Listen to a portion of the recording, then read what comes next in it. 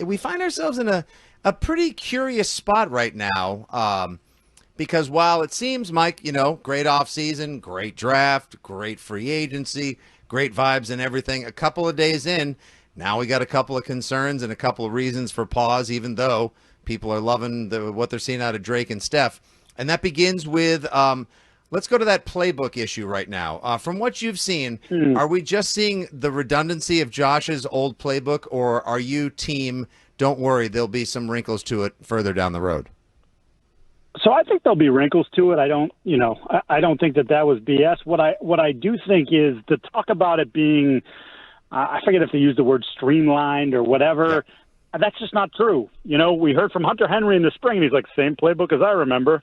And then we heard from Kendrick Bourne yesterday, and it was same Josh's playbook as I remember.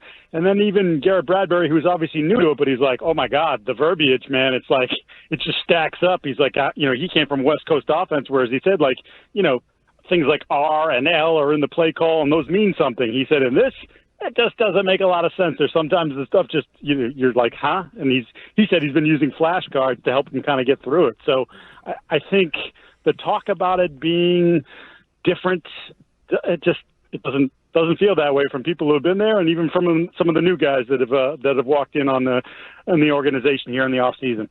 So the natural follow-up with guys having to use flashcards and the verbiage being a lot, Mike, would be, how does it look like it's playing out on the field? I know it's been just 3 days worth, so you can't really glean all that much, but does it look disjointed? Does it look like it's still in the early stages of coming together? It doesn't look disjointed to me at all. Again, we're not playing real football, and that continues to be brought up, not just by yours truly, but by the guys themselves on the field. Hey, this is basically an extension of the OTAs. This is part of what was, negotiated by the union and the Players Association to give them a little bit of ramp-up time here. I think Monday is when we expect them to be in full pads, and I think Monday is when we'll really start to see, what it looks like, because that's when, okay, we have concerns about the offensive line. Can they block these guys? We'll find out, because then at least you can mix the run in there and they can get after it a little bit, and we'll see if there's a little bit more balance there. Mike, thank you for joining us today. I appreciate your insights. I'm curious, just your thoughts on position battles. I mean, there aren't really big kind of position battles that are out there, other than maybe a left guard or center, or maybe an outside linebacker position. Is there a position battle, maybe the third wide receiver, that you are in tune with and that you find to be kind of more compelling to watch? And what is it, and what are you seeing there?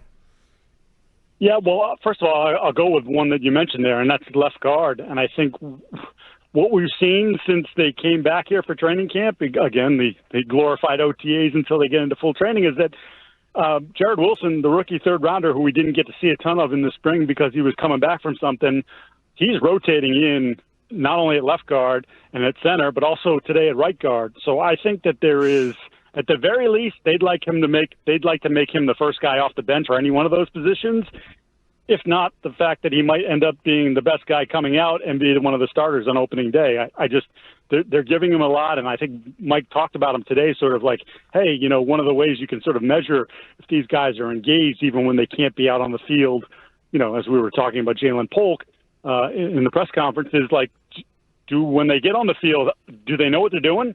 Can they pick it up? Are they making the seamless transition? And thus far, he's made a real good transition. It seems like he knows what he's supposed to do, and he knows it at multiple positions. So to me, that's really intriguing, because I kind of figured that would be a second half of the season type thing, because he's not very experienced coming out of Georgia either, just 1 year as a starter. But, at least early here, they're giving him opportunities, and it doesn't look like he's messing them up. Mike Giardi from the Boston Sports Journal joining his pals here on the WEEI Afternoon Show, talking Pats Camp 2025. So another one of these little mini debates we've been having, Mike, is, who's the real star of the show right now? Some may say it's still Mike Vrabel, who you anointed, and I believe appropriately so, the MVP of the offseason. Is Mike Vrabel still the star of the show, running around all over the place, putting on his penny, signing autographs, doing FaceTimes with fans afterwards, and letting everyone know this is his show in his house? Or do you think it's Drake Maye and the youth movement? Because this is going to eventually be a younger team. You'll have a lot of younger guys hoping to earn roles and make plays on the field. So which way do you see that going thus far? I still think it's the head coach. And, we could have this conversation again in 2 or 3 weeks, and maybe it's changed because maybe Williams has really emerged at wide receiver, or maybe Travion Henderson is, not only forget about pushing for the number one job, maybe he's already in the number one job. Maybe Wilson is one of the starters on the interior offensive line. And then we are having that conversation where, hey, holy smokes, after last year when they couldn't hit, it seems, on any of their draft picks other than Drake, maybe they actually did it. But for now, to me, it's Vrabel. It's the way he's running things. It's the expectation, the ability to definitely sort of challenge guys. It's not a full-out call-out of someone in the media, but it's also like, as he's talking about today, when he's talking about Wilson, he kind of circled back to Polk, and it's just like, okay, Jalen's a second-round pick. If Jalen wants to get on the field, this is me just reading between the lines, then when he does finally get out here, he better show that he's ready to go immediately in terms of he knows where he's supposed to be, how he's supposed to do it, and then, the other parts, like, catch the football, those sorts of things. Yeah, Mike, when he's asking you guys for the tenets of training camp, are you guys all looking around at each other like, all right, who did their homework? What's going on here? The day before he did that, he'd talk for like 25 minutes. I mean, I pay attention, but I didn't remember that that's one of the things that he said. So I was glad that I wasn't the Mike that he was calling on at that point, that was a different Mike. I sort of did, I think I posted, Jason McCourty was like, Giardi, was that you on Twitter? And I was like, no, this was me. And I used the Homer Simpson gif when he slides into the cornfield. That was me. I was just like, I'm glad I'm on the edge and I can just keep sliding back until I'm out of view. Hey, Mike, I'm curious, just your thoughts on what didn't become a big story, but I find it interesting. And now that camp started, it's kind of nobody talks about it. But just the guys getting together for the workout in the offseason after Drake Maye got married. Vrabel had some comments about Drake Maye paying for 95% of it.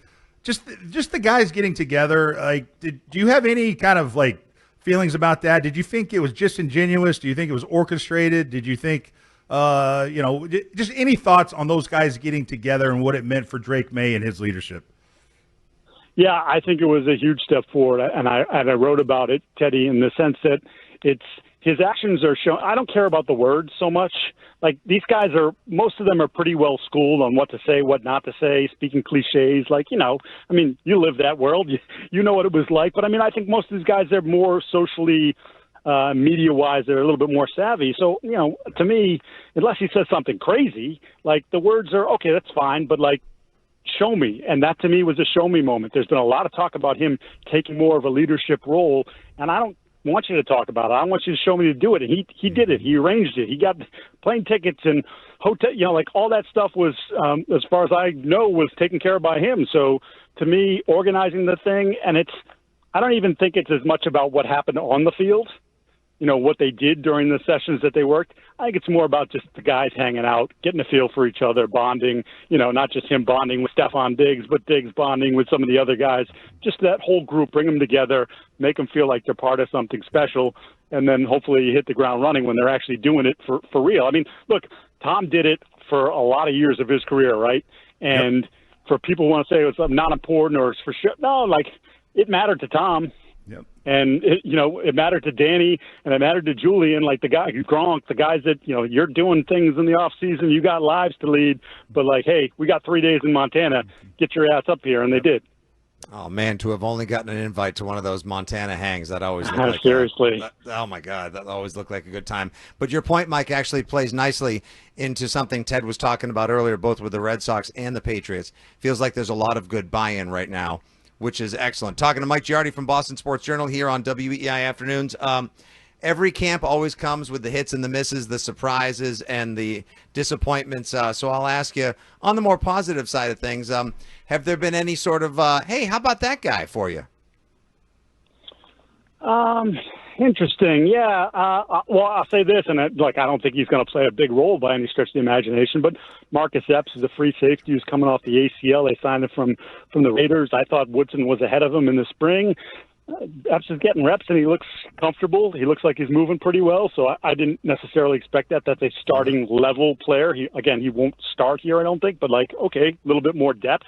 But, again, once they're in pads next week, Fitzy, I think that's when it starts to jump. I'll give you one, sure. Everybody was buzzing about Efton Chisholm, right? Efton Chisholm has been very quiet. but it's very early. So, they put the pads on, and after Chisholm goes bananas on Monday, we'll be, hey, maybe that wasn't a fluke what happened in the spring, or maybe we didn't overreact. Well, I didn't overreact, but other people didn't overreact to what he was doing. So that to me is what I'm really looking forward to. I think that's when the competition really ramps up. Okay, Michael, last question for us. I'm curious if a good discussion kind of occurred earlier in the show about Joe Milton. Joe Milton had some comments, a little bit critical, I think, of his former team.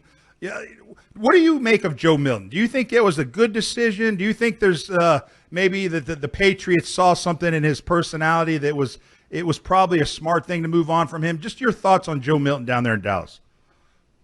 I think Joe Milton is what he's always been, an incredibly gifted, talented guy who has never fully seemed to grasp the other parts that come with playing quarterback. And, everybody got giddy over what they saw in Week 18 against guys that were trying to lose and backups and those sorts of things.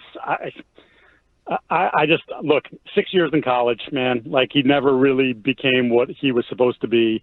And I don't think he's mature enough to make that happen. So to me, that was just in line with who he is. I'm not saying he's a bad guy.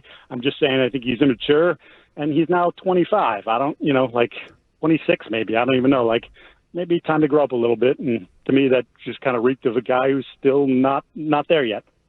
I'll tell you who's mature enough to make it happen. This guy right here, who you can follow on the socials at Mike Giardi, Giardi. Check out the All 32 podcast with our friend of Six Rings, Will Parkinson.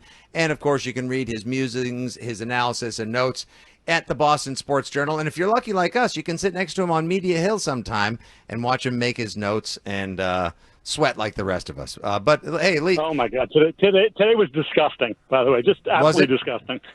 I imagine it was swastastic, and it'll probably still be pretty hot out there tomorrow. I heard tomorrow's practice is going to be dialed up a little bit, and then Monday in the pads, Mike?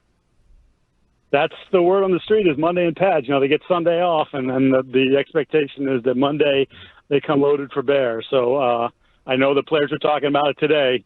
Like, it's time, we want to do this, and this is where we can kind of figure out what we are and how to go forward. So let's go. Yep, time to do the thing, and I'm sure Coach Vrabel and his penny will be right out there in the center of it all. Mike Giardi here on WEEI Afternoons each and every Friday at 4:30. Thanks, big guy. Talk to you soon, buddy. Mike. Be good.